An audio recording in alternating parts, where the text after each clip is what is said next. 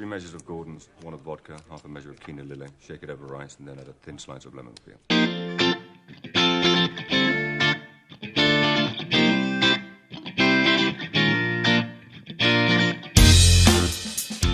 Hello and welcome to Intoxicated Masculinity and Happy New Year. We are now in January, or as I'm calling it, hashtag Ginuary. All this month we're going to be looking at some gin cocktails because I like to drink gin, and 2023 doesn't look much better than 2022 or 2021, so we could use ourselves some gin.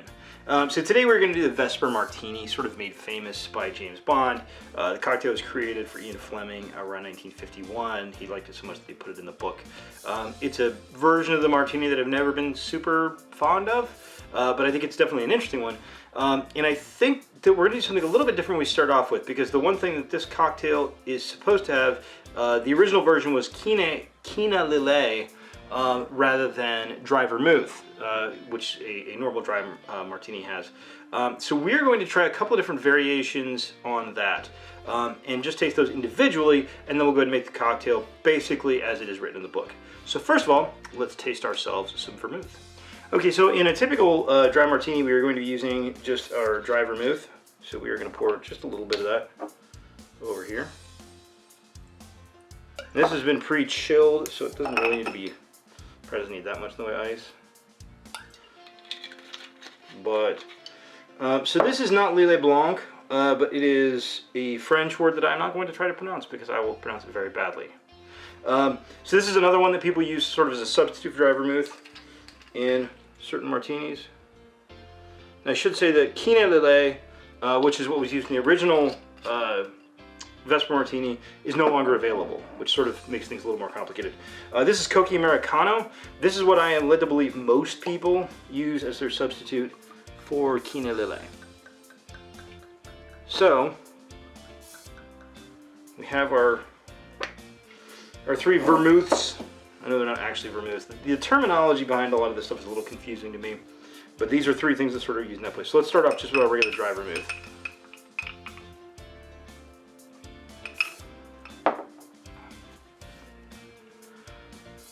I mean, it tastes very much like a Chardonnay.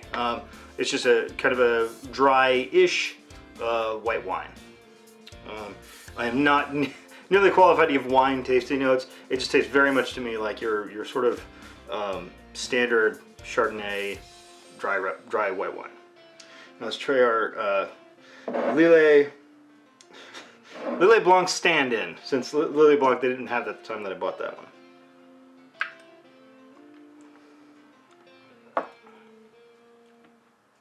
It's really interesting. So this is a lot sweeter. So this is like if you're thinking like a Chardonnay, and again, I am not a wine person, so take my advice with a little bit of a grain of salt. This is like, I want to say almost like a Moscato, just a lot sweeter, a lot sweeter on the palate. I think if you are somebody that is sort of wary of dry wines, this might be a good thing to put in your dry martini to sweeten it up just a little bit. So let's try our Cocchi Americano.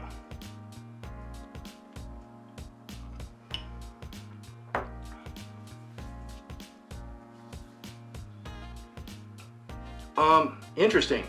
Also sweeter. So the dry vermouth is definitely the driest, as one might guess based on the name. I'm going to go back between these two. These two are actually quite similar. They both are kind of a sweeter wine. I feel the Cocchi Americano is a little bit more characterful. All right, now that our memory card troubles are fixed, I'm going to go back into the Lillet and the Cocchi Americano.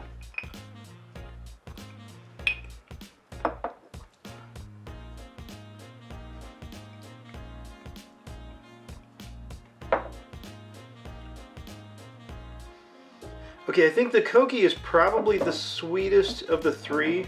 The Lillet is, it's interesting. It's sort of, again, very Moscato-like. The Cocchi Americano brings something else to it. The flavor that springs to mind first, which I think is kind of strange, is like bubblegum. But not like artificial bubblegum flavor, like kind of a natural, just kind of thing that kind of reminds me of bubblegum from when I was a kid. Again, so the dry vermouth, definitely the driest. The Lillet and the Cocchi Americano, both fairly sweet. So the Vesper Martini, which is a very dry cocktail, we're going to see what the Cocchi does for us. But that being said, let's move on to actually make the cocktail and see what it does in there. Okay, so we got all our ingredients. Now the one thing I'm going to change up is I don't have Gordon's gin. I think most people now are using Plymouth, so that's what I'm going to use here. Other than that, I'm going to make this pretty similar to the way James Bond orders it, except I'm not going to shake it, because you should never shake a martini. You just shouldn't. It's crazy. All right, starting off, we're going to use 3 ounces. That's right, 3 ounces of our Plymouth.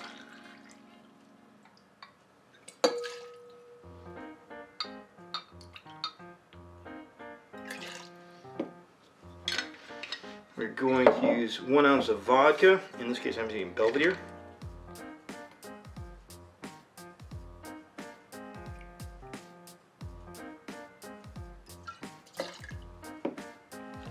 And finishing off, just a ½ ounce of our Cocchi Americano.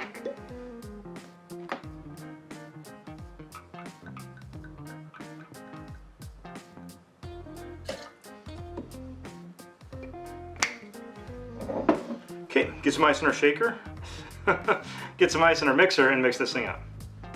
All right, get some ice in the shaker.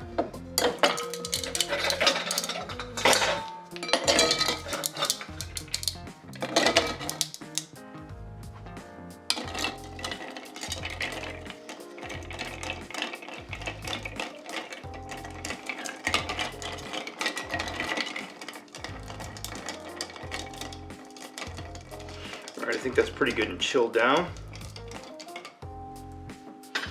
I'm breaking from tradition on one other front. In this case, I'm going to use an olive. The cocktail, the original recipe calls for a lemon twist. I think that's probably a pretty good one. I've always been kind of an olive person, and also still locked down from all the COVID stuff. I have no lemons. So we're going olive, which I kind of prefer anyway. Go ahead and strain that on in.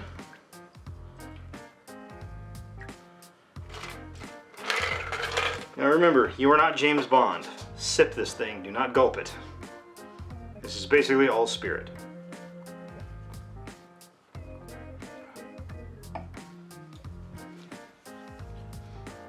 It's really nice. I think that the lemon twist definitely is probably better for this version of this cocktail. I think it kind of goes better with the Cocchi Americano. I think the olive works fine too, but I probably, given a choice, for this version would have gone with the lemon twist.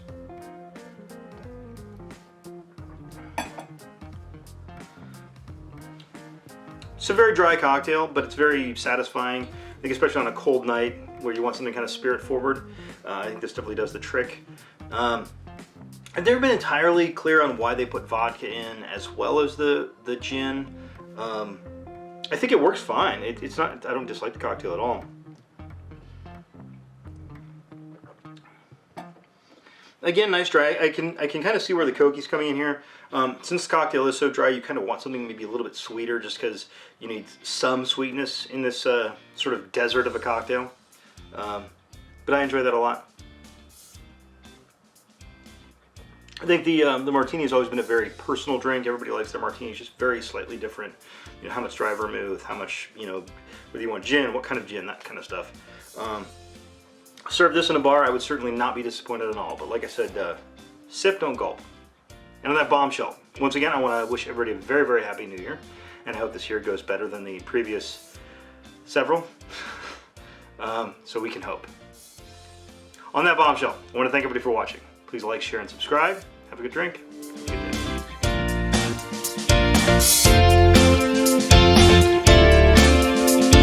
You know, I'll have one of those.